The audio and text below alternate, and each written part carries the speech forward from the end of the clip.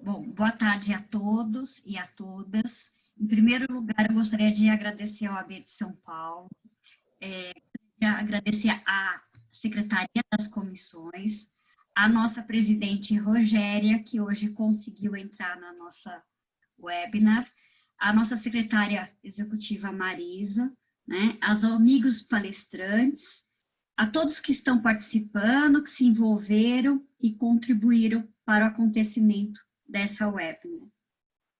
Espero que todos estejam bem, suas famílias, enfim, estamos passando por um momento muito difícil, com muitas perdas, né? Nosso pesar. A intenção aqui é fazermos uma roda de conversa bem descontraída, tá? E para começar, né, eu irei me apresentar. Eu sou a Rose Vuolo, advogada, especialista em compliance e regulação, idealizadora das empresas LBMV, eu sou compliance e atual vice-presidente dessa comissão, da Comissão de Estudos de Compliance da OAB. Sem mais delongas, né, eu passo a palavra aos palestrantes, né, para se apresentarem. Por favor, primeiro a Liana, depois a Carol, a Laila e, na sequência, o Giovanni. Obrigada, um bom evento a todos. Obrigada, Rose. Boa tarde, pessoal. Uma alegria, um privilégio estar aqui. Rogéria, obrigada pela oportunidade. Um momento muito gostoso para mim, por poder compartilhar um pouco aqui, aprender com tudo que a gente vai conversar e estar com pessoas que eu admiro tanto, né? Então, a gente tem aqui a Rogéria, que eu já canso de falar, a gente tem o Giovanni, que é o meu orientador no mestrado, vocês não sabem disso, mas eu vou contar. A gente tem aqui a Laila, que é do nosso grupo, junto com a Rose, com a Rogéria, do Compliance Women Committee, então uma alegria para mim, uma satisfação, com a Carol também. E, bom, para falar rapidinho de mim, Liana Cunha Crespo, eu trabalho na área de compliance já há alguns bons anos, mesmo quando a gente não usava o nome compliance, né? Sou professora, sou advogada, sou diretora de compliance para a América Latina na Thermo Fisher Scientific, que é uma empresa que eu gosto muito, que é uma empresa que eu me identifico bastante, tenho muita alegria, mas eu vou aproveitar até para fazer um disclaimer dizendo que o que eu vou compartilhar aqui com vocês é o meu estudo, é a minha experiência de vários anos, é a minha experiência no mercado, não necessariamente é a opinião da empresa onde eu atuo. Acho que isso é importante compartilhar. Eu sou professora de cursos de compliance, eu faço mestrado no Mackenzie, adoro estudar, adoro estar envolvida em projetos, sou do grupo estratégico do Compliance Women Committee, do Comitê de Ética, e é isso. Obrigada, prazer estar aqui. Vamos na sequência?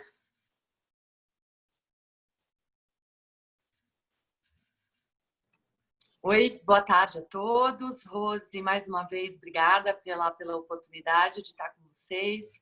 Liana, Laila, Giovanni, todos os demais presentes. Eu sou a Carolina, sou CEO da 360 Compliance, eu atuo também há alguns anos na área, trabalhei muitos anos em escritório de advocacia, mais recentemente me aventurei e fundei a 360 Compliance, que é uma empresa que trabalha com consultoria e também com tecnologia, atuo em mentoria de algumas startups, trabalho nessa área já há algum tempo, sou vice-presidente do Comitê da LEC de Governança Corporativa e é um prazer estar aqui, espero poder contribuir com a experiência e trocar bastante informação com todos vocês.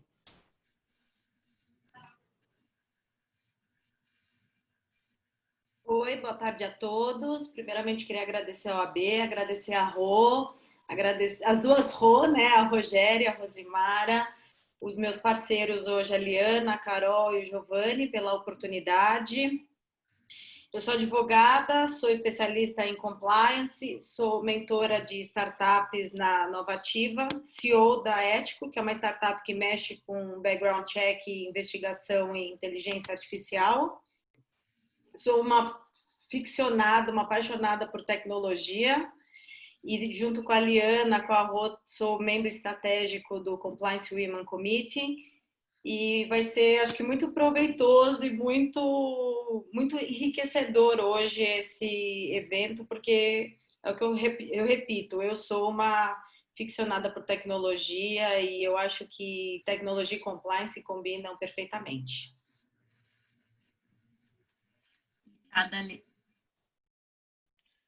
Oi, eu sou Giovanni Saavedra, sou advogado, professor do Mackenzie. Queria agradecer a presidente da comissão, Rogéria Jerimec, parabenizar também publicamente, que foi eleita executiva de compliance mais admirada do Brasil, então merecido, né? Então, cumprimentar e agradecer pelo convite, agradecer também as colegas aqui que são profissionais fantásticas do mercado, agradecer aqui pela parceria, mas também por dividir essa mesa, tenho certeza que vai ser um debate enriquecedor. Era isso.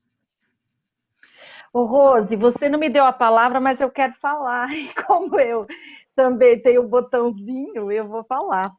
Eu queria dar as boas-vindas. A webinar é sua, fica à vontade.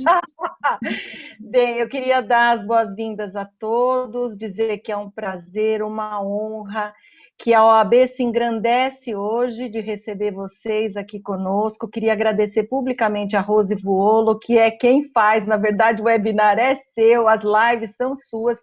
Se não fosse a Rose, não sairia, porque assim, a vida da gente está com a agenda super colapsada e a Rose, mesmo com a agenda colapsada, consegue ainda realizar tanta coisa. Então, Rose, meu muito obrigada a você, parabéns.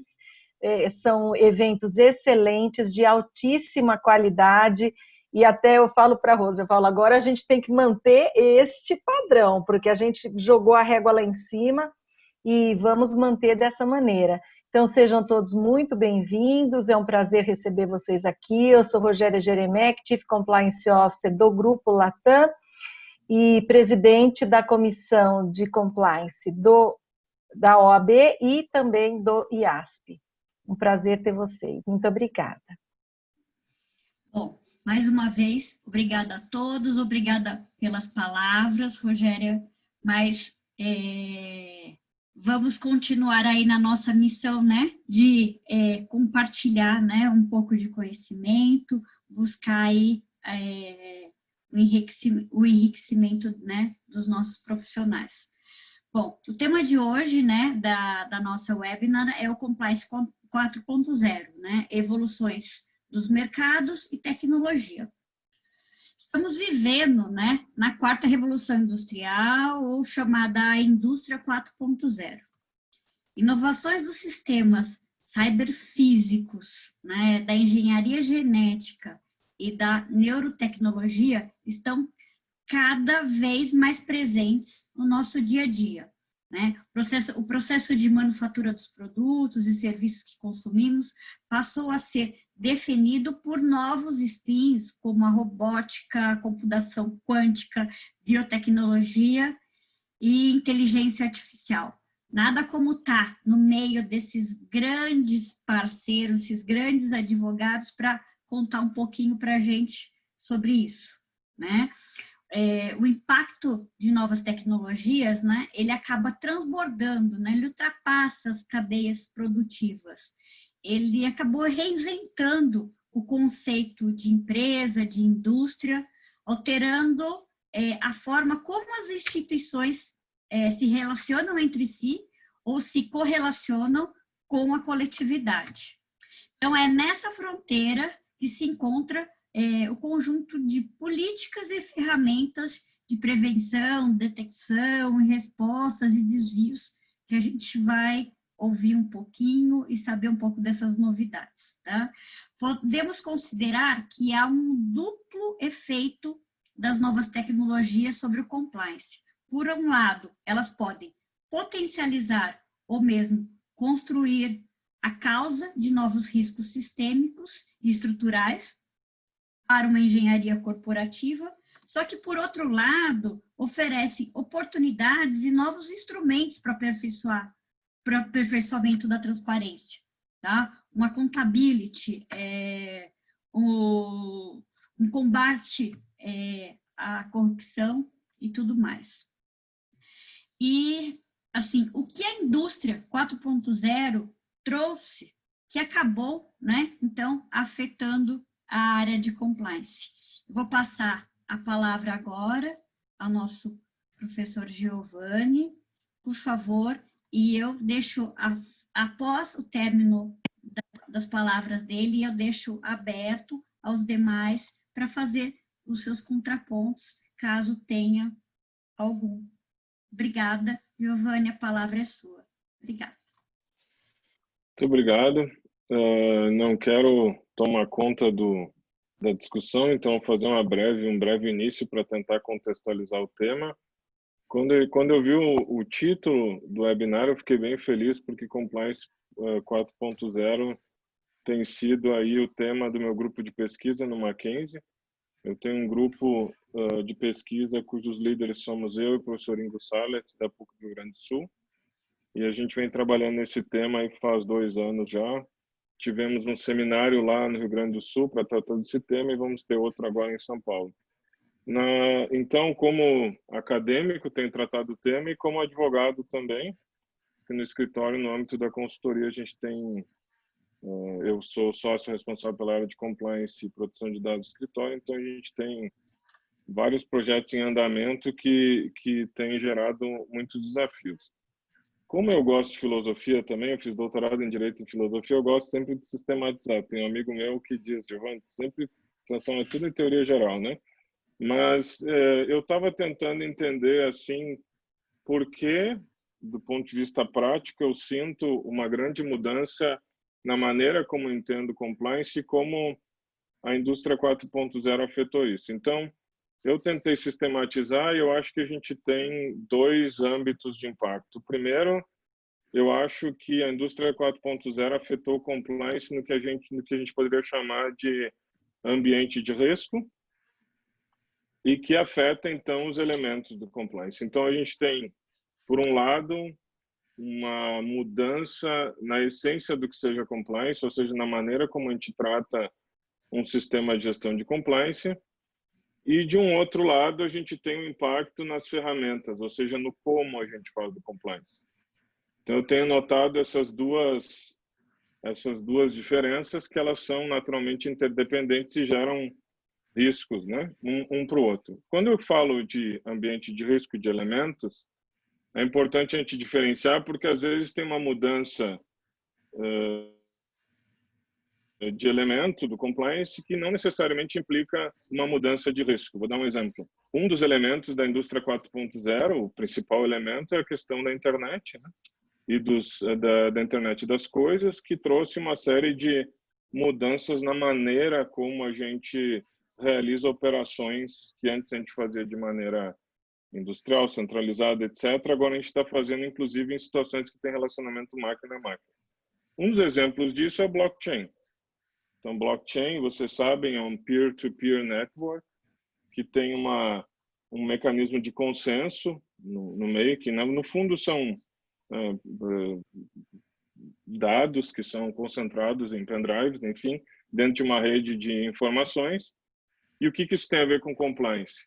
De um ponto de vista específico, de uma área de compliance que é a prevenção da lavagem de dinheiro, a gente vai ter uma mudança num elemento específico da área de compliance, que é uma nova maneira de ter moeda.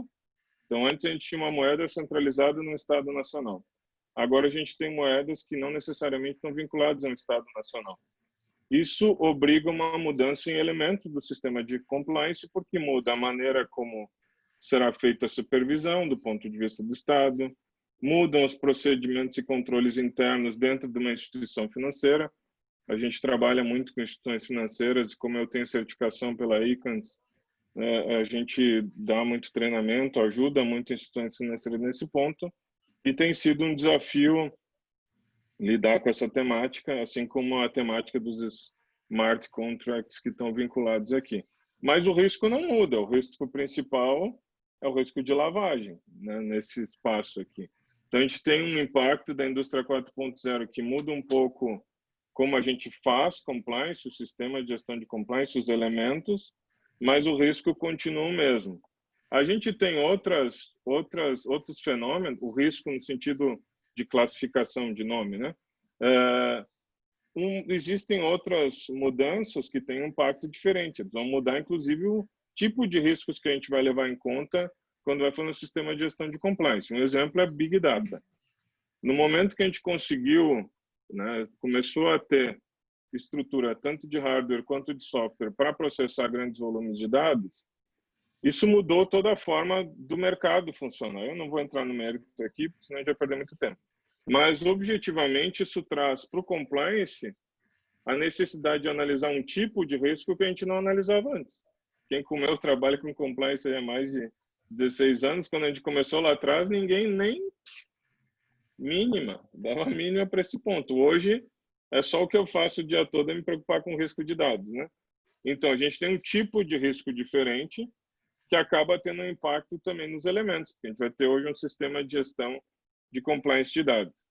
E para não me delongar aqui, falei então que tem impacto no compliance, no que diz respeito ao ambiente de risco e elementos, mas também, por outro lado, no âmbito de ferramentas, ou seja, a maneira como a gente faz coisas tradicionais do compliance também tem mudado por força de ferramentas que são oriundas dessa revolução da indústria 4.0. Por exemplo, investigações corporativas, eu acho que é o caso mais emblemático. Eu estava brincando esses dias que teve uma investigação corporativa que eu participei que eu analisei 7 milhões de documentos sozinho. E com certeza não foi olhando um por um, mas é porque eu tenho um software que eu consigo, com inteligência artificial, lidar com isso.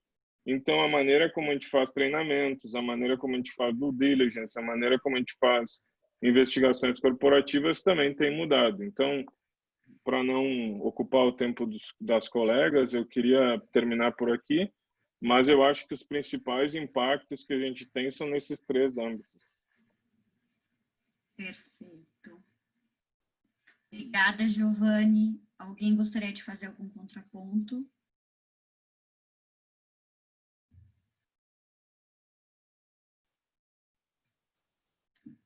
Bom. Como a gente combinou mais ou menos aí uma ordem de perguntas, para a gente não se atropelar muito, então eu tomei nota aqui de algumas coisas, vou segurar um pouquinho, tá bom? Porque senão também começa e não paro. Então, vou segurar hoje. Tá bom, então. Então, assim, anotei algumas as coisas aqui que o Giovanni falou. Nossa, assim, então, se estamos falando em desenvolvimento tecnológico e inteligência artificial, sistemas cibernéticos, internet das coisas, né? A gente chega à conclusão que a frase errar é humano, né? Ela passa a ser obsoleta, né? A partir do momento que se cria um robô para desenvolver determinadas atividades, né? Justamente com a intenção de evitar falhas, erros, desvios e até mesmo uma má-fé. Assim, né, a busca incansável pela perfeição em menos tempo está intimamente, né, associada à conformidade. Eu acabo tirando, né, essa falha no meio do processo, né? Então, na área do BI, do Big Data, do blockchain, onde o cruzamento, o processamento dessas informações, ela ocorre em tempo recorde, né? Omitir um erro, uma falsidade, será quase como assinar, né, uma declaração aí de culpado. Uma auditoria contábil que levava dias e dias, né, ela passa a ser reduzida em horas, né?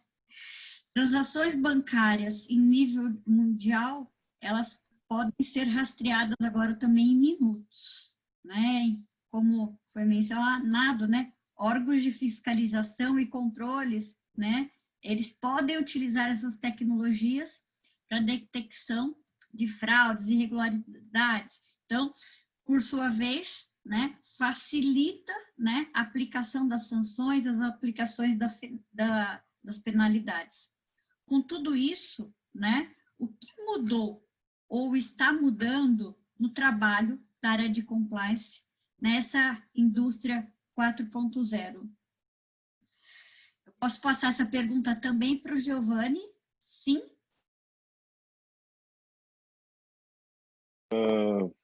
Posso, com certeza. Se os colegas quiserem falar também, por favor. Eu não quero tomar conta aqui da discussão. Mas, com certeza, o que eu tenho notado na prática, no âmbito de compliance, vou ser rápido para deixar os colegas falarem, eu tenho notado isso. Eu tenho notado que a função de compliance tem exigido mais de compliance officer, por exemplo, que está mais exposto aos riscos, tanto do ponto de vista de riscos de imagem, porque é muito mais intensa a comunicação. Esses dias eu até vi, eu vou tentar falar isso de uma maneira sem entrar em questões políticas, porque não é o foco, né? Mas recentemente eu vi algo que me chamou bastante atenção. No Twitter tem uma determinada conta que tenta identificar contas que são coordenadas por robôs, e isso estava afetando a imagem de algumas empresas, né? Então essas empresas começaram a deixar de patrocinar, enfim, determinados sites.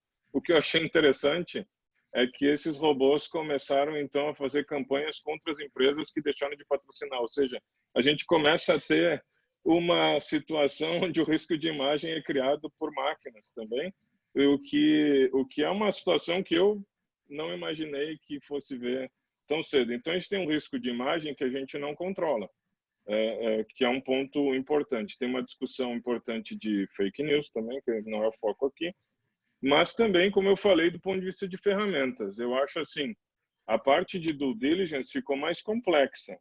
Sem ferramentas hoje de due diligence, a gente não consegue trabalhar. Eu fico com medo, pelo menos, de trabalhar nessa parte do due diligence sem ter uma ferramenta adequada.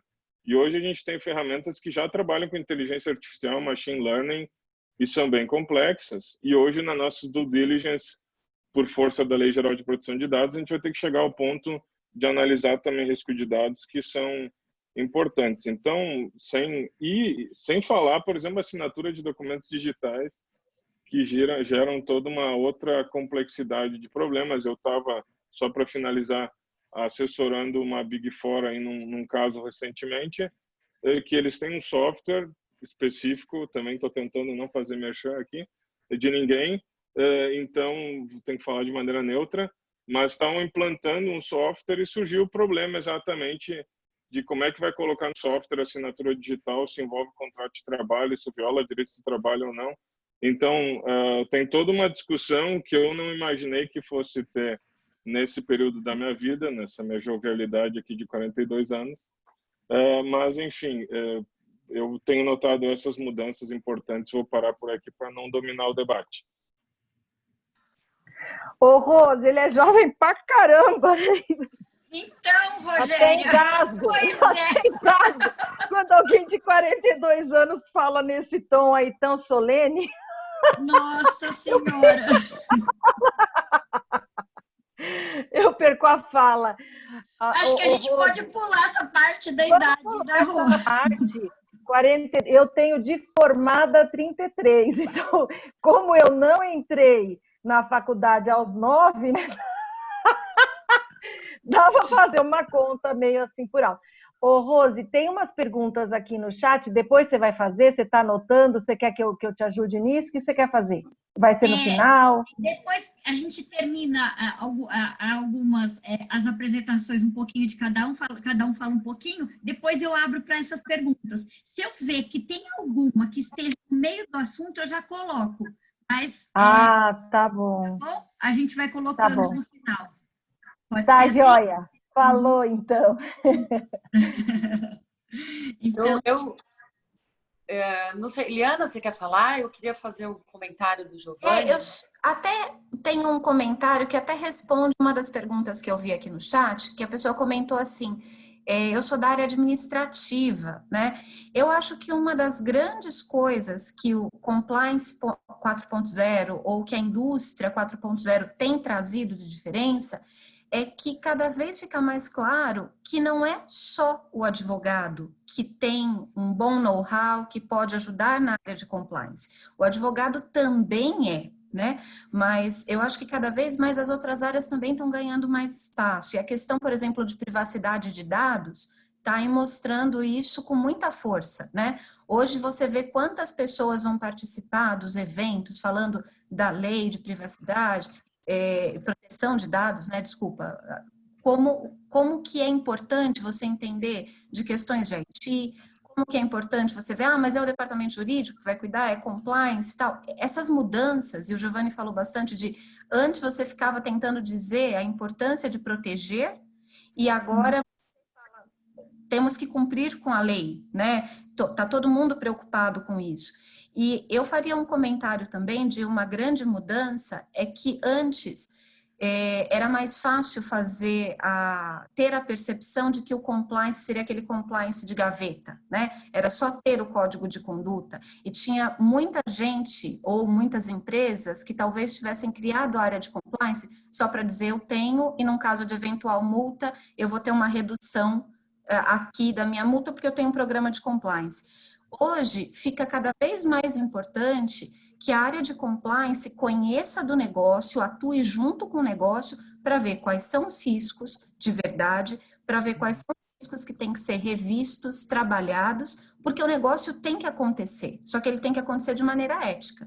Então, quando você não tinha muita discussão sobre isso, quando era só a condenação que importava, quando você ficava horas discutindo o brinde, o valor do brinde, e hoje você tem a tecnologia que calcula isso super bem, mas quantas conversas e reuniões e como controlar e como fazer, e hoje uma fala sobre a sua empresa que repercuta, seja no Facebook, seja no Instagram, seja no LinkedIn, tamanho do esforço, né? Hoje o compliance está muito linkado com toda a questão reputacional e cada vez mais, e todo mundo quer cuidar disso, inclusive o funcionário. Então, eu acho que uma coisa que o Compliance 4.0 também tem é de que as pessoas têm mais accountability também de compliance. É minha empresa, meu orgulho, é minha reputação, e eu quero fazer parte disso, né? Carol, fica à vontade. Obrigada, Liana. Sobre essa questão da mudança, eu vejo uma alteração muito, muito simples e pontual, que é você sai de uma era onde a hierarquia, a definição de funções e processos eram muito bem estabelecidos. Então, você tinha, né, as políticas, os procedimentos, aquilo bem claro, cada um dos pilares bem desenvolvido, a sistematização da gestão bem delimitada, bem delineada. As alterações dentro das indústrias ou dentro das organizações, elas passavam por um momento pequeno de mudança e elas se estabilizavam. Então, vamos implantar um ERP. E aí tinha um momento de mudança e aquilo se estabilizava. Na era digital ou na indústria 4.0, tudo acontece ao mesmo tempo. Então, o profissional, assim como o departamento de compliance, ele precisa de uma imediata resposta. Ele precisa estar constantemente atualizado. Ele precisa de uma atuação muito mais cotidiana, muito mais próxima. Assim, a Liana falou, né? É muito mais linkada com a estratégia do negócio, mas, além disso, muito mais flexível também, né? Muito menos burocrática. Então, isso é um ponto de mudança dentro dos departamentos que começam a atuar no sentido do negócio do dia a dia, porque se você não acompanha a alteração, veja o que aconteceu agora nesse momento que estamos vivendo no coronavírus, né? Os departamentos de compliance saíram correndo para fazer novos procedimentos. Aquilo foi uma alteração instantânea, né?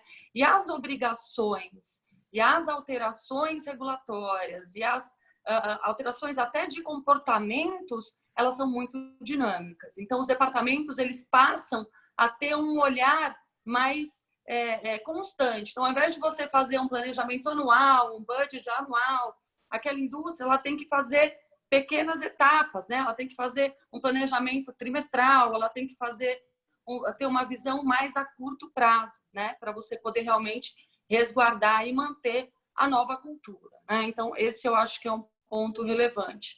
O outro ponto interessante que eu acho é que você precisa ter o engajamento das pessoas, né, nesse novo modelo. Então, quando você tem uma transformação digital muito grande, se as pessoas não conhecem, você não tem aquela informação, aqueles dados disponíveis para o processo de tomada de decisão propriamente dito. O compliance, ele atua também muito nisso, né? O compliance 4.0, ele está na acuracidade daquele dado, ele está na identificação da coerência daquele dado, se é válido, se ele é legítimo, se ele é... Porque aí, a partir daí, você consegue efetivamente usar aquele todo da tecnologia a seu favor, ao processo de tomada de decisão estratégica. Quanto isso realmente não é colocado dentro dos processos, dentro dos sistemas, de uma forma que seja efetiva e engajada com as pessoas, aquele dado não significa nada, né? Você não vai conseguir ou utilizar aquele dado ou transformar aquele processo. Então, acho que esses são dois pontos aí importantes de comentar, que dentro do Compliance 4.0, da indústria 4.0, estão, assim, em grande transformação. Obrigada, Carol. Alguém gostaria de fazer mais algum contraponto? Laila? Bom, eu vou aproveitar, né, que essa última fala da Carol, e gostaria que você falasse um pouquinho para a gente, Carol, quais são os maiores riscos, né? O Giovanni, ele mencionou, né, algumas coisas, né, mas gostaria que você pudesse pontuar para a gente, né, quais são os maiores riscos trazidos que passam a ser analisados, né, no Compliance 4.0. Pode nos ajudar, Carol? Sim, Rose. Então, vamos lá. Dentro, né, dos pilares de compliance, levantamento de riscos é um deles, dentro do sistema de gestão. E quando a gente fala desse processo, desse modelo novo de transformação, a gente vai trabalhar com novas relações, né? Relações que são máquina a máquina, relações que têm o dado como principal fonte de valor, né? E a própria pessoa. A indústria, ela para de ver o valor da sua produção no produto e passa a ver no consumidor final. Então, quem vai ditar as regras, quem vai dar o valor para o mercado daquela indústria ou daquela agressão são as pessoas, é o consumidor final, né? A gente está falando de uma teia de pessoas que manifestam a sua opinião e de produtos que são cada vez mais customizados e mais voltados para aquele indivíduo. A partir daí, a gente consegue estabelecer um cenário novo de riscos para o trabalho do compliance, né? E o primeiro deles, eu acho que está sendo trabalhado agora, né? Assim, tem uma evolução, mas eu acho que o mais crítico, com certeza, né, criticíssimo, é o risco de vazamento de dados e de proteção de dados, né? Então, isso, as indústrias, não só pela regulação, mas também pelo fato de que o dono daquele dado é o indivíduo e isso está disperso. Então, anteriormente, você não tinha um sistema de controle disso, agora você precisa necessariamente ter. Então, acho que o ponto crítico é, sim, a proteção de dados. O segundo ponto, que eu acho que é muito importante, é a questão do engajamento, né, das pessoas. Então, se você tem processos que são estabelecidos, e você tem que estabelecer e criar políticas e procedimentos que devem ser galgados em comportamentos éticos, e aquilo está lá no código, como que você realmente assegura que aquelas pessoas estão engajadas nesse novo movimento da tecnologia? Ou seja, que elas usam aqueles sistemas que você está implementando, que elas conhecem que aquele dado que está sendo utilizado deve ser protegido. Então, o engajamento das pessoas, o treinamento passa a ser um foco também principal das indústrias que querem trabalhar maior comprometimento e maior conformidade, né? Então, você veja, eu acho que dentro mesmo da área de compliance, o risco maior quando você fala de inteligência artificial, você fala de uma coleta de uma série, de um universo de dados quase infinito que está disponível, né, no ambiente, e na transformação daqueles dados num dado final para um processo de tomada de decisão mais efetivo. Agora, se você vai tomar essa decisão com base em dados que são enviesados, ou com base em dados que não são efetivamente reais, ou com base em dados que já têm uma pré-concepção, vou dar um exemplo, né? Tem até um teste interessante sobre isso. Você tem uma startup que está trabalhando com um sistema de contratação, um sistema de contratação de pessoas para a sua empresa. Então, ele quer contratar um analista de dados. E aí ele consegue desenvolver que os melhores analistas de dados são todos normalmente homens, porque hoje a realidade é essa, né? Porque a base de dados que foram coletadas, que foram construídas, são de homens. E aí você tem um viés, que é um viés propriamente que talvez não confira com a realidade da tomada de decisão. E quem vai tomar a decisão, no final, é aquela máquina, é aquele robô, é aquele programa que foi construído para tomada de decisão. Então, existe um elemento paralelo entre o dado em si, a uniformização desse dado, quem insere aquele dado e a ética de quem está avaliando. E aí entra o ambiente humano. Então, o compliance, eu acho que ele vai atuar dentro dessa ética, dentro da ética da construção de uma avaliação do inserir o dado ou do construir o novo dado. Então, eu acho que é aí que ocorre a maior transformação na função de compliance, né? Ele deixa de ser só um gerenciador, um sistematizador, mas ele passa aí um pouco além na funcionalidade da ferramenta propriamente dita.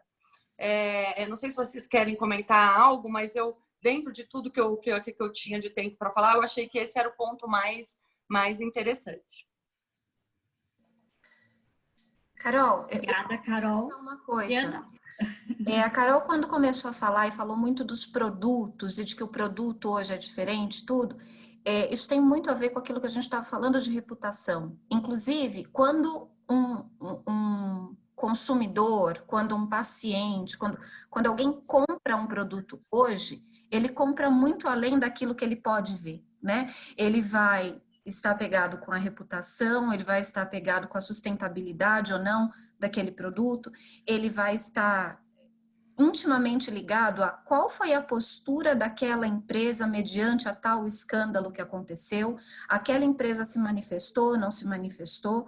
Então, antes, a área de compliance chegava a estar envolvida em temas como, olha, neste ponto aqui não vamos nos envolver porque existe um limite entre a vida pessoal e a vida profissional. Olha, com estes terceiros não vamos fazer um treinamento porque você ganha aí um risco trabalhista que você não quer ter e tal. Hoje, você precisa fazer uma análise maior em alguns momentos para dizer, olha, aqui o risco que você tem, se você não orientar, se você não tratar, se você não treinar de maneira adequada, e aí se utiliza de todas as ferramentas que você tem hoje, né? Se você não fizer isso, o seu risco é muito maior. Então, a responsabilidade da área de compliance está, inclusive, para levantar a mão em alguns momentos e falar, pessoal, a gente tem que tomar uma ação aqui. Esse aqui não é um tema de corrupção, esse aqui não é um tema, mas é um tema de percepção muito pesado e que a empresa precisa se manifestar. Eu não vou ficar citando nomes aqui para não fazer mídia negativa para ninguém e nem positiva nesse momento, mas a gente tem muitos casos que aconteceram recentemente, a gente tem inclusive situações que o Facebook viveu em empresas dizendo, olha, não vamos patrocinar os nossos produtos aqui, enquanto vocês não tomarem postura sobre algumas coisas. Nós temos empresas que foram questionadas de, olha, o que você está fazendo? Seu funcionário fez isso, você não vai falar nada? Times de futebol e uma série de situações. Então, tudo isso que aconteceu, toda essa mudança, ela incute também na área de compliance uma mudança da sua própria postura. Eu preciso pedir para entrar em algumas coisas, eu preciso estar atento para falar, olha, esse assunto aqui está sendo discutido no LinkedIn, no Instagram, com funcionários nossos, como é que a gente vai tratar? Você precisa mudar um pouco a atuação e não ficar só com a política no papel, como você faz, o brinde, a assinatura num documento em papel, você precisa ir um pouco além disso. Tá. Liana, você comentando, então, assim, a gente dá a entender que, assim, hoje, assim, a gente pode considerar aqui, assim, o risco de imagem, né, o risco de reputação, né, hoje ele é um dos pontos maiores, né, que você pode estar considerando. E que você considera sobre isso? Eu acho que o risco reputacional ganhou hoje um peso muito grande. Há alguns anos, se você conversasse com a alta liderança de algumas empresas, dizendo, olha, você tem um risco reputacional, você tem uma situação, e assim, participo de muitos fóruns de discussão, então eu já ouvi vários relatos nesse sentido. há algum tempo o peso reputacional não era tão grande. Há algum tempo você podia ouvir perguntas como, tá bom, mas quanto é a multa? Ah, tá bom, é tanto. Quanto é o lucro? Ah, tá bom. Ah, então vale a pena. Ah, então vamos fazer mesmo assim. Hoje não. Hoje, o fato de as pessoas estarem tão envolvidas, a maneira que a tecnologia trouxe as coisas e coloca tudo em segundos no ar, e depois você fica uma vida inteira brigando para dizer, olha, quero retirar, não era bem assim, já fiz minha parte, já cumpri minha pena, e agora a inteligência artificial ela traz, e uma busca no Google traz. Então, isso tudo hoje ganhou muita força. E eu acho que isso é um aliado para a área de compliance, porque a gente sabe que reputação tem um peso que você não consegue medir, né? E é mais difícil você convencer a alta liderança, as pessoas que lidam com números o tempo todo, esse tipo de problema. Mas quando você consegue mostrar, olha, essa empresa passou a ser investigada hoje.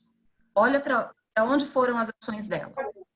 Olha, essa empresa está com tal ação. Fica à vontade, Rô, fica à vontade. Não, o que eu ia falar é o seguinte, a gente quando fala de reputação, me remete a quando saiu a lei anticorrupção, que veio com a pena de extinção da pessoa jurídica, né? Você não vai ter mais a pessoa jurídica.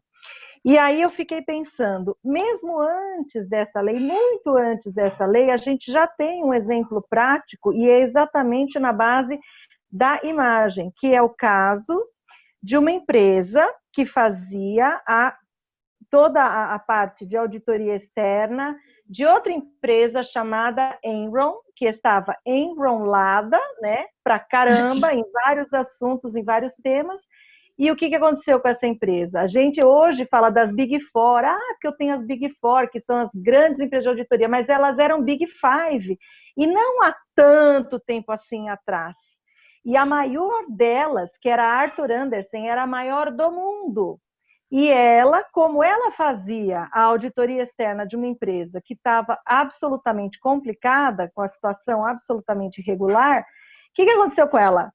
Pulverizou, não precisou ordem judicial, não precisou nada, simplesmente ela deixou de existir porque ela teve a sua reputação. O que ela faz? Ela audita, e como é que isso aí aconteceu com a auditoria dessa grande, maior do mundo?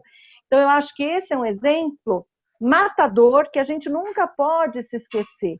Quer dizer, a gente está falando hoje de uma coisa que hoje é mais real do que nunca, porque a gente tem várias empresas que valem bilhões e que, na verdade, elas não têm tantos assets assim, né? Se você pegar uma empresa como a minha, que é uma empresa de aviação, então ela tem avião, que é um negócio caro pra caramba, mas você pega outras empresas que estão valorizadíssimas na bolsa, são inclusive as mais valorizadas, e que elas vendem praticamente, tem todo um serviço por trás, mas elas vendem o quê? A imagem, aquilo que elas agregam quando você adquire um produto delas. Então, eu concordo demais com o que você falou, e só queria trazer esse exemplo, né, que eu acho que ele é bastante esclarecedor, do poder que tem a perda da imagem de uma empresa. Recentemente a gente teve aquela situação, assim, vou falar o nome da empresa porque é uma situação pública, né, da Netshoes. As ações caíram, assim, aquele vazamento de dados, assim, as ações caíram tanto, que ela acabou tendo que ser vendida, comprada, bom, enfim, ela acabou integrando a Magazine Luiza. E outras, assim, teve um caso também de uma instituição financeira também, que ela teve, que o Banco Central teve que intervir e ela acabou sendo incorporada para uma outra instituição. Isso, assim, são diversas, a gente, se for passar, assim, a gente vai lembrar de diversos casos, né? Realmente, hoje, com toda essa mídia, com toda essa notícia, é muito grande.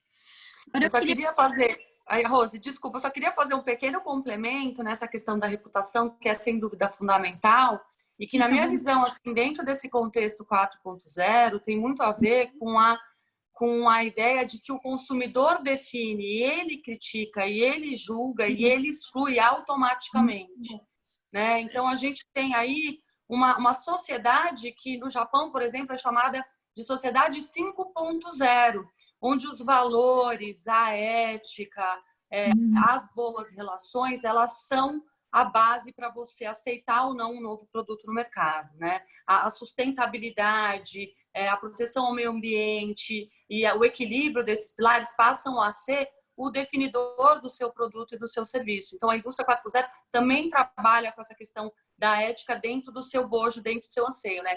Quem falou isso, na verdade, que eu ouvi recentemente, foi até o presidente da Natura, e ele traz muito esse contexto, né? Quem é que está definindo o caminho e a estratégia da nossa organização? Só isso.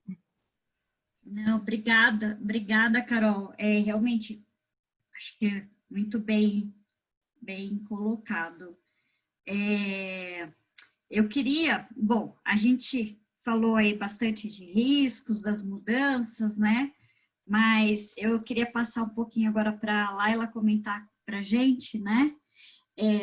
A entusiasta desse assunto, ela já, na apresentação, ela já se colocou, né? Então, assim, Laila, você pode falar um pouquinho para a gente, assim, quais são os maiores benefícios, os principais benefícios, né, trazidos para a área de compliance dentro desse novo mundo, dessa nova indústria? Eu vou tentar ser o menos advogado do diabo possível, eu prometo. Mas tanto o compliance quanto o compliance 4.0 como a indústria 4.0, ela é uma integração de diversas tecnologias, né? Tanto físicas quanto digitais. Então, um dos elementos, IoT, robótica, analytics, computação cognitiva, tudo, ela vai ter que a empresa hoje, ela vai ter que mudar o mindset dela para um mindset tecnológico. Então, a gente está num período de pandemia, final de pandemia, tudo, e eu acho que o compliance, ele deixou de ser um departamento de risco. Ele vai ter que ser hoje um departamento estratégico. Então, antes, o compliance tinha essa parte de, eu vou analisar risco, eu vou avaliar risco, não sei o quê. Eu acho que hoje as empresas, com toda essa parte de fluxo de caixa baixo, tudo, ela não quer saber do risco. Ela quer saber como é que ela vai recuperar o fluxo de caixa dela. Então, como que eu faço para recuperar o meu fluxo de caixa num momento de pandemia? E desculpa, tecnologia. Tá? Se você continuar como antes da pandemia, o que antes tecnologia era uma opção, hoje tecnologia é uma obrigação. É uma necessidade da empresa. Tá? Eu vejo isso. Sabe, eu brinco que a minha empresa, a gente brinca que a gente fala assim, se você, funcionário, faz todo dia a mesma coisa, mais de 10 vezes por dia, uma máquina vai te substituir. E vai te substituir. Tá? Então, assim, e daí tem aquelas discussões de, mas vai substituir funcionário, não sei o quê. Desculpa, eu acho que não tem outra palavra para falar, vai substituir cabeças não pensantes. Porque as cabeças pensantes não vão ser substituídas, até porque, Rose, complementando o que você falou, tanto as ferramentas hoje de BI, de Analytics, Big Data, todas elas precisam de quem? De uma pessoa atrás para desenvolver. O robô hoje, para ele ser desenvolvido, ele precisa de alguém para desenvolver. Então, não vamos culpar a ferramenta ou a tecnologia, como você mesmo disse, essa falta de integridade, porque quem está montando a ferramenta é uma pessoa. Então, se a ferramenta não tem ética, então quem não tem ética é quem fez a ferramenta. Então, tem hoje como você fazer tecnologias com ética, com compliance, e indo num viés de, vamos supor, background check, hoje, com toda essa coisa que aconteceu de pandemia, de fluxo de caixa, tudo, uma empresa com quase, vamos supor, 30 mil colaboradores, ela vai ter que fazer um background para ver a saúde financeira de quem está prestando serviço para ela. Eu conheço empresas que quase 40% do faturamento bruto delas está na mão de terceiros. Então, quer dizer, como é que estão esses terceiros? E como falou o Giovanni, né, que ele teve que passar por uma investigação corporativa e ele teve que fazer na mão. Você vai fazer background check de 30 mil colaboradores na mão? É impossível. E hoje existe excelência, qualidade e rapidez numa ferramenta de background check. Ou numa outra ferramenta. É o que a gente estava conversando naquele call que a gente teve com a Carolina. Hoje você precisa dar um treinamento para sua empresa de anticorrupção, de qualquer viés do programa de compliance, você não vai poder fazer presencial. Você consegue hoje fazer via Zoom, você consegue fazer um monte de coisa. Através do quê? Tecnologia. A Deloitte soltou um estudo que eu achei interessantíssimo, triste, mas interessante, que 30% só das empresas brasileiras estão preparadas para esse compliance 4.0 ou essa transformação 4.0. Então, quer dizer, as empresas não estão preparadas ainda para essa parte tecnológica. Às vezes também por suporte técnico, por departamento de TI, por falta de entendimento. Eu acredito que é falta de entendimento do que a tecnologia pode trazer. Repito, tecnologia hoje, numa pandemia, é fundamental, sabe? Você vai conseguir ter agilidade, você vai conseguir ter excelência, e indo no viés também, concordando com o que a Liana falou, essa análise reputacional, tudo, então tá bom, então a ferramenta vai te trazer uma análise básica, né, de dados, e aí cabe ao compliance officer a fazer essa análise. Agora imagine se o compliance officer tivesse que fazer operação end-to-end. Desde o começo, pesquisar a pessoa, olha o tempo que o compliance perde, sendo que ele poderia estar se focando numa parte mais estratégica da empresa, ele poderia estar fazendo outras coisas, em outras mais pensantes, mais inteligentes. Desculpa, eu não consigo ver outra palavra que não seja essa, sabe? Porque eu sou uma pessoa que, assim, a tecnologia, a gente não tem que ter receio da tecnologia, a gente não tem que ter medo da tecnologia, a gente tem que usar a tecnologia a nosso favor, repito, porque quem faz a tecnologia são as pessoas. Então, assim, não existe um robô que é feito sem hoje existem milhões de empresas sensacionais que fazem ferramentas de compliance, fazem programas de compliance sensacionais. Não são substituíveis de um compliance officer estar lá na linha de frente, mas já entrega para ele coisa que para ele se focar numa outra coisa muito mais interessante. Imagine se uma empresa tivesse que contratar 10 pessoas para ficar todo dia fazendo background check de pessoas. Deixa eu ver se a pessoa é um PEP, se a pessoa tem mídia negativa. Isso é tempo. Se você for pegar, a gente tem um estudo de custo trabalhista, sabe, que um departamento de background gasta e um custo de uma ferramenta de background. Então, assim... Laila. Oi, amor. Oi, desculpa. Eu tenho uma pergunta para você, porque eu, há uns 2 anos, mais ou menos... Pelo amor de Deus. Para! Há uns 2 anos, mais ou menos, eu tive num evento da Alliance for Integrity em Frankfurt, e teve um painel inteiro falando como a tecnologia substituiria os compliance officers em 5 anos. E eu estava até com a Roberta Codinhoto e ela virou e falou assim: bom, gente, acho que eu vou embora que eu estou em depressão, que vocês acabaram de falar que eu vou perder meu emprego em 5 anos, então tchau, né? Ela fez uma brincadeira e tal, e assim, a gente foi chamado num grupo, assim, tinha um workshop, e eu falei, eu duvido que isso aconteça, eu não acredito, porque eu acho que tem certas análises que você precisa do fator humano, tem as peculiaridades de cada caso, mas eu queria te ouvir, porque assim, tem coisa que a máquina pode substituir sem dúvida com muito mais qualidade, agilidade, como disse a Rose, né, sem essa questão de que se o erro é uma condição humana, a máquina não erra, se você programar direitinho, ela vai fazer perfeitamente. Mas eu queria te ouvir nesse sentido, se você acha isso, que tem coisa que não dá para substituir. Não acho. Eu sou advogada, sou especialista em compliance, não acho, mas é aquilo que eu repito, ela vai substituir cabeças não pensantes.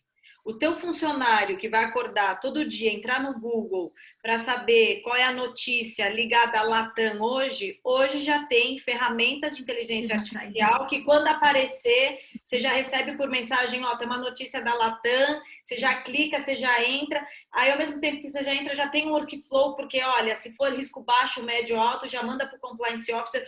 Não acredito que vá substituir jamais isso, até porque, principalmente compliance, que eu acho que os melhores compliance officers que eu admiro é muito feeling, sabe? Chegou um caso, é muito feeling, não é uma coisa de inteligência artificial, de apareceu essa imagem, é isso, porque inteligência artificial nada mais é do que isso, é uma máquina que você programa, quando aparecer A, eu quero que faça B, quando aparecer B, e quando aparecer A+, ninguém está preparado. E aí? Aí entra o tilt da máquina, falando, sabe? É que nem, às vezes eu vou dar um caso que um dia a gente estava fazendo um background check de um sócio e pareceu que ele era procurado na Itália por tráfico de drogas. Só que ele morava no Acre. Então, assim, nessas horas que entra o compliance falando, puta, é homônimo, entende? Porque a máquina mostrou o que para nós? É red flag. Ele está sendo procurado na Itália. Mas não, aí o que entra? Entra o compliance falando, peraí, o moço está na Itália, mas o outro é do Acre, então pera um pouco. Não é o meio, calhou da mãe botar o mesmo nome na criança e toca o barco. Então, assim, nunca vai substituir. Eu trabalho com tecnologia, sou especialista em inteligência artificial, nunca vai substituir. Mas, infelizmente, vai, sim, substituir aqueles departamentos gigantes de telemarketing, gigantes de análise de background check, gigantes, esses departamentos que as pessoas fazem todo dia a mesma coisa, e a gente brinca na empresa que assim, faz todo dia a mesma coisa, 4 vezes por dia, mais de 10 horas, então, eu vou montar uma máquina e eu vou te substituir. Mas aí cabe quem? Aí cabe gestor, princípio do compliance, tone of the top, pegar essas pessoas e não mandar embora. Entendeu? Pegar essas pessoas e realocar em outro lugar. Até porque, se você for perguntar para essas pessoas, eu acredito que elas não gostam também de ficar todo dia fazendo a mesma coisa durante 24 horas. Então, assim, sabe, vamos dar expertise para elas, vamos dar desafios para essas pessoas, para elas melhorarem. Mas não, Rô, repito, você e a Rô Codinoto, vocês jamais serão substituídas. Laila, pegando um pouquinho do que você falou, né, e um pouquinho do que a Carol falou, né, a Carol mencionou, né, aquele papel, né, o compliance ele vai passar a avaliar, né, a ética na construção do dado, né, então eu acho que avaliar então a ética na construção, né, que está por trás dessa ferramenta, o que está por trás todo esse processo, indo até com a LGPD, né, que principalmente startups de tecnologia, de startups de Big Data, é uma coisa que tem que começar a ser gerenciada, né, mas é aquele negócio, Rô, que eu falo, a ferramenta de Big Data hoje é para ela analisar o risco do negócio. Então, eu vejo assim, quando nós fazemos background check, nós estamos analisando o risco do negócio. Então eu tenho como customizar e não expor o sócio com dados sensíveis de acordo com a LGPD, de acordo com a GDPR. Então, assim, eu estou automatizando a minha máquina. Então, cabe eu, como um ser ético, não querer saber partido político da Rose, querer saber se ela é alta, baixa, se ela é loira, morena. Isso não é requisito para oportunidade de negócio. Então, é exatamente essa parte ética. Hoje, tem de tudo? Tem, o céu é o limite. Quem mexe com banco de dados, eu que mexo com banco de dados, eu sei o céu é o limite, mas exatamente aquele viés entre o que é ético, né, e o que não é ético. Então, assim, você precisa fazer hoje uma análise de negócio, por exemplo, desse fornecedor que era um cliente nosso, que 30% do faturamento bruto dele estava na mão de um terceiro, ele não está preocupado se o sócio é alto ou baixo, ele quer saúde financeira. Então, sabe, agora, se ele virasse para mim e falasse assim, Laila, mas eu também gostaria de saber aonde ele mora, o carro que ele tem, não, eu não vou te vender isso, eu não vou te oferecer isso. Ah, mas tem gente que oferece. Aí é exatamente o viés do que é ético, do que é caráter, do que é compliance, do que é curiosidade. Aí é assunto para outra palestra. Mas eu falo que tem que mudar as empresas vai ter que mudar o mindset para o mindset tecnológico mais cedo ou mais tarde. Aproveitando aqui que você está falando, Laila, tem uma pergunta no nosso chat direcionado a você, do Paulo Bonef, certo? Para a doutora Laila, né? Quais os desafios de compliance em um mundo cada vez mais digital? A gente já conversou, né, sobre isso, né? E aí ele complementa, onde a inteligência artificial pode ajudar, né? Eu não escutei.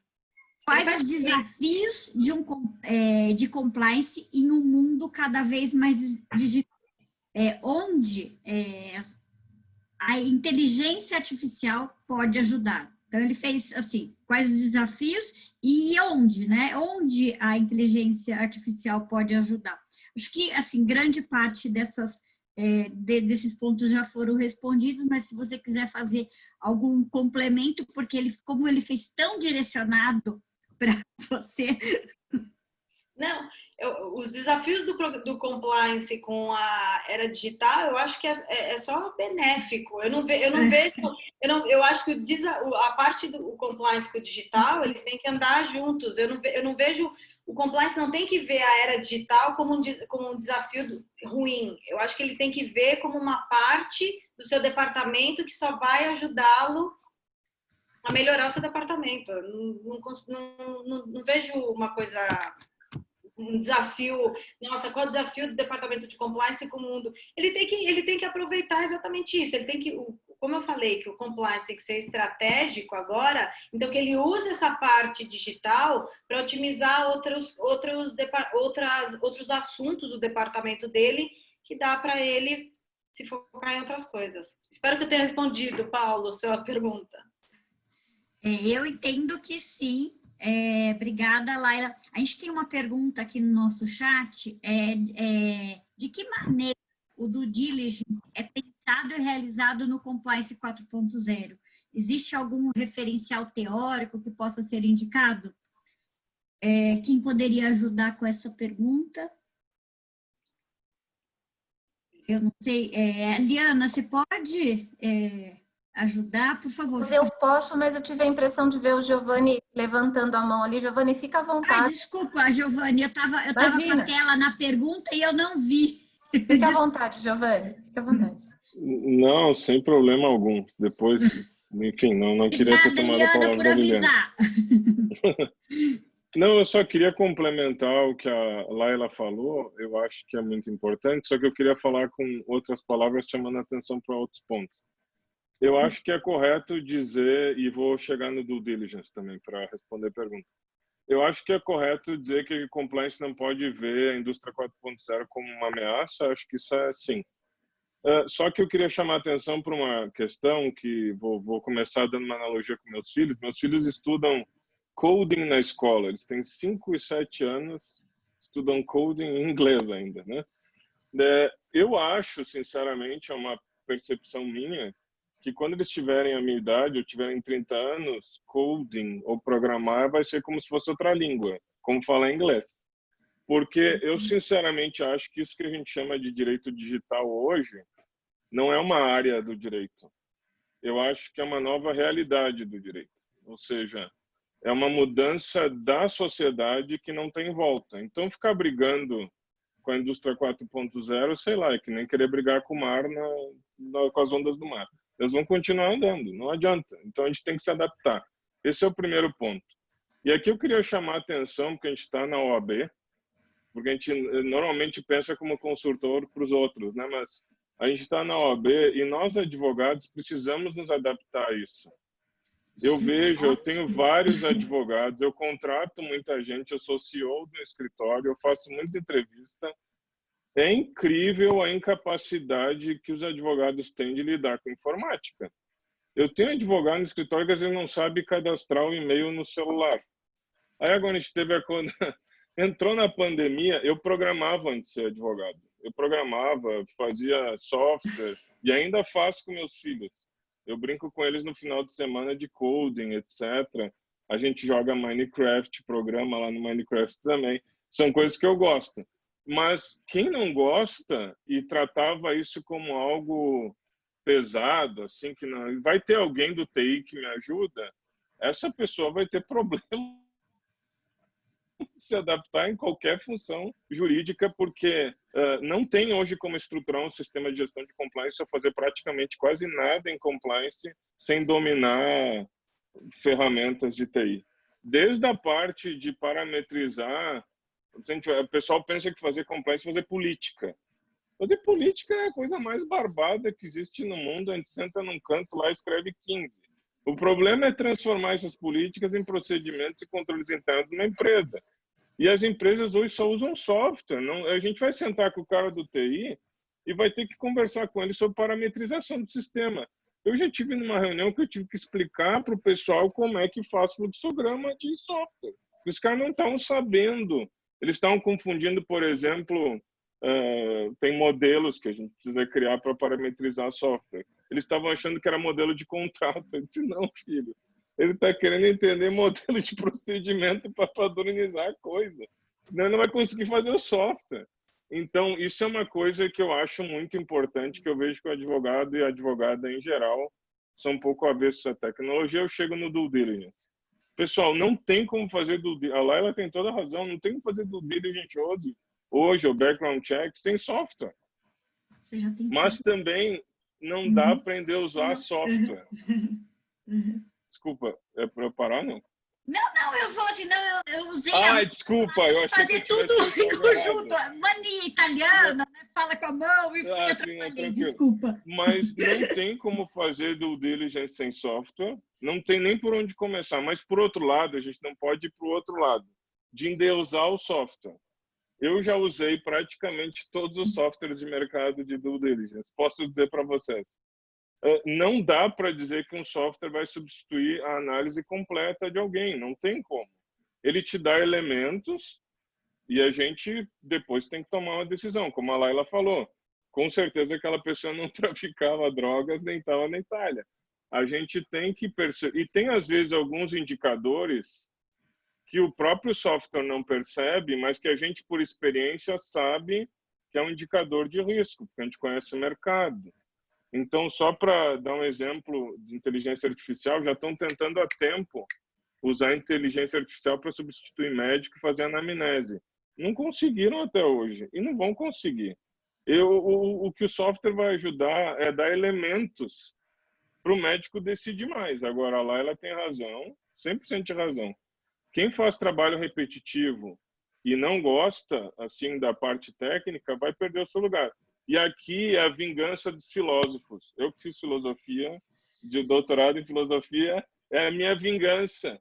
Porque quem não tiver capacidade de reflexiva, de compreender, sabe, a parte cognitiva, de desenvolver pensamentos complexos, vai ter dificuldade de viver também e trabalhar nesse novo momento. Mas, enfim, é só isso. Nossa, Giovanni. Obrigada. Alguém gostaria de complementar alguma coisa? O meu sócio, ele fez filosofia, então essa frase é dele, tá? Eu estou plagiando, porque ele fala assim, por um mundo com mais cabeças pensantes, e vamos substituir as não pensantes por robôs. Então, eu estou plagiando, mas é ele que fala isso. Bom, gente, a gente está chegando um pouquinho, né, para o final do nosso evento, né? Eu queria passar a palavra, né, para que todos fizessem aí as suas considerações finais. Desde já, né? Desde já não, já vou agradecendo, depois eu agradeço de novo, porque assim, dá vontade de ficar aqui horas e horas, né, escutando vocês, porque assim, são muitas coisas para a gente aprender, todo dia a gente tem que aprender, né, e aqui eu estou aprendendo muito. Por favor, né, quem quiser começar pelas considerações finais. Rose, eu vou entrar porque eu queria fazer um comentário até para ajudar a pergunta vindo ali sobre o Bring Your Own Device, né? E a Laila falaram bastante sobre a filosofia, eu vou pensar aí no meio termo do Aristóteles, né? Eu acho que a gente tem que estar no meio termo aí, não dá para viver só da tecnologia, não dá para viver só do ser humano sem a tecnologia. A Laila comentou da inteligência das máquinas, da ética de quem está programando a máquina. Tem alguns talks muito interessantes sobre o carro autônomo, né? Então, assim, e aí? E o carro? Ele vai atropelar uma criança ou ele vai bater para você morrer e não atropelar a criança? Então, algumas discussões que têm que ser pensadas e que o papel do compliance officer, desculpem a Mariana que começou a participar do call, tá tudo bem, é só... o que a gente precisa ter em mente quando a gente está... Mas tudo bem, viu? E o que a gente precisa ter em mente? Para chegar nesse meio termo, a gente precisa fazer alguns exercícios e logo no começo da pandemia, a Rogéria fez uma live e ela falou assim, pessoal, é o momento da gente parar e olhar aquilo que a gente está fazendo e faz sentido continuar e aquilo que a gente não faz e precisa começar a fazer. E quando ela falou aquilo, eu cheguei a anotar. Eu falei, gente, é bem isso. Você tem que fazer um exercício, porque primeiro, a gente não dá conta de tudo, não acompanha tudo. Agora, eu vou dar um exemplo para vocês de uma coisa que eu sempre vi sendo um desafio. Mídias sociais, WhatsApp. Ah, não pode usar. Não é ferramenta da empresa. Não é... Peraí, você não pode fingir que a ferramenta não existe. Você tem que dar uma orientação mínima do que pode e do que não pode, de até onde você pode ir. Nem que seja para dizer, pessoal, não é para compartilhar proposta comercial, não é para fazer, não se pode fazer compartilhamento de informação confidencial, e assim por diante. E na linha do Bring Your Own Device, é claro, vai ter que existir uma política ou um guideline de o que você pode fazer, o que você não pode, se a empresa aceita que você use ou não, mas ao mesmo tempo, a partir do momento que eu quero dizer, olha, eu quero que o meu funcionário use uma ferramenta e pode ser a ferramenta dele, então meu funcionário me permite que eu coloque ali as minhas ferramentas de screening ou que eu monitore em determinado momento. Como é que a gente fica na mesma página sobre isso, né? Qual é o tempo de utilização? Ou então, se ele vai ter uma ferramenta corporativa, ele pode ou não pode usar para fins pessoais? O que ele pode? Ele tem conhecimento? Ele deu um ok para que eu faça uma investigação em um determinado momento? Então, embora a gente não possa viver só da política, a política tem que ser clara. Embora a gente não possa viver sem a tecnologia, eu preciso ser inteligente e estratégico para dizer, olha, peguei aqui a minha análise de risco e dentro da minha análise de risco, estes 10% são os que eu vou olhar com mais detalhe. Esses outros eu vou fazer um screening geral. E por isso tantas ferramentas são tão boas e podem ajudar a fazer essa análise toda. Então, eu acho que uma boa reflexão às vezes a gente precisa se reinventar, às vezes a gente precisa se adaptar, e esse às vezes não é uma vez a cada 5 anos. A política não pode ser escrita na pedra, porque a política há algum tempo não previa algumas coisas que hoje são necessárias, né? O Marcelo aqui, ele comenta muito da questão da experiência do cliente. A lei de proteção de dados, aí a discussão de quando vai começar, entra em vigor, não entra, mas quantos questionamentos já estão acontecendo hoje porque o consumidor final, o seu cliente, teve ali uma situação ruim, ele vai e procura um órgão para ele reclamar, ele fala, olha, estão pedindo os meus dados aqui para quê? Eu acho isso errado, alguém pode fazer alguma coisa? E cria um barulho e a gente volta para a questão reputacional. Então, eu acho que esses exercícios que a gente conversou aqui, outras áreas de atuação, tudo que a gente pode fazer, utilizar o expertise, utilizar as ferramentas, isso tudo a gente precisa tentar fazer para chegar no meio termo e ter um trabalho mais efetivo para todo mundo, né? Porque eu acredito muito que a área de compliance, ela não ajuda só para o meu trabalho, ela ajuda para a nossa sociedade. Então, a partir do momento que a gente investe tempo nisso, a partir do momento que a gente se compromete com isso, a gente constrói uma sociedade melhor para a gente. E eu acho que isso é fenomenal. É a nossa oportunidade de pôr a mão e ajudar a fazer. Obrigada. Obrigada, Liana. Próximo, para fazer as considerações finais, pode ser a Laila? Laila? Eu vou terminar com uma frase só do Darwin, que ele fala que quem sobrevive não é o mais forte, mas é o mais adaptado. Diz tudo, né, Laila? E obrigada, Rogéria, Rovi, pela oportunidade e aos colegas também. Um beijo para todos. Obrigada, querida. Obrigada, Liana. Obrigada, Laila. Carol. Você Rose, eu agradeço. Eu queria fazer um complemento final muito relacionado ao processo de transformação que eu acho que as indústrias passam e junto os programas de compliance, o Compliance 4.0 e principalmente na educação, né?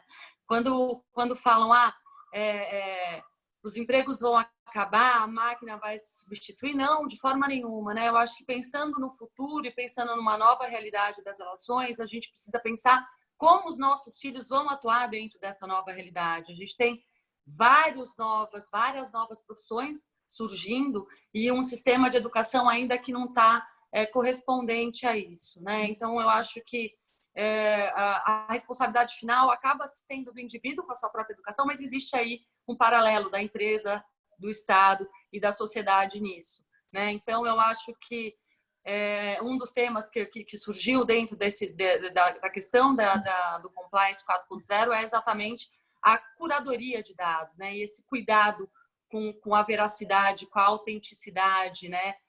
Disso que está sendo transformado depois no grande elemento do processo de tomada de decisão, né? Onde o gestor ele para de tomar a decisão com base intuitiva, com base em informação, na experiência e passa a tomar também com base numa análise de dados aí disponível através da tecnologia, né? Então, eu acho que a educação de novo futuro e eu acho que a gente tem muito como compliance também introduzir para os nossos colaboradores nesse sentido. Então é isso, obrigada mais uma vez, obrigada queridos Liana, Laila, Rose, Rogéria, Giovanni e boa noite.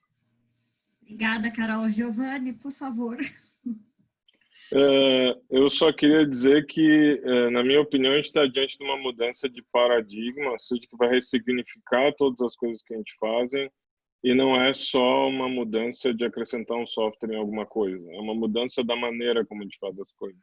Só para fazer uma analogia com o mundo da educação, que eu milito há algum tempo, já sou professor universitário há 16 anos, apesar de ser jovialidade aqui, beleza? Meus colegas, muitos deles acham que se adaptar à indústria 4.0 é só botar uma câmera na frente do que eles fazem normalmente na sala de aula. E não é isso, né? Fazer aula à distância é mudar a maneira como a gente dá aula. E se a gente não fizer isso, a gente não consegue se adaptar. A mesma coisa com o direito, a mesma coisa com todos os outros âmbitos da nossa vida. Eles vão ser ressignificados. Quem não entender isso vai ter dificuldade de se adaptar. Essa é a minha opinião. Obrigada, Giovanni. Bom, gente, aqui no chat tem tantos elogios, tantas coisas que, assim, eu só tenho a agradecer para vocês. Vou aproveitar agora e passar a palavra para a Rogéria, que nós não... Eu gostaria que ela fizesse as considerações finais dela e o encerramento desse... Não, encerramento você vai fazer, mas eu quero fazer querida, por favor. Um enrolamento aqui no meio da história. Assim, eu acho que foi maravilhoso, eu estou vendo os excelentes comentários aqui, todo mundo elogiando muito, que foi muito enriquecedor. O que eu acho, assim, não há dúvida de que a tecnologia é uma realidade, e uma realidade, assim, não é presente hoje, ela já era, e agora ela está, assim, tapeando a cara da gente, né? Acorda que você tem que aprender a se virar, não há dúvida. Mas o que eu acho fundamental e que a gente precisa sempre considerar é que a tecnologia é um meio, ela não é um fim em si mesma.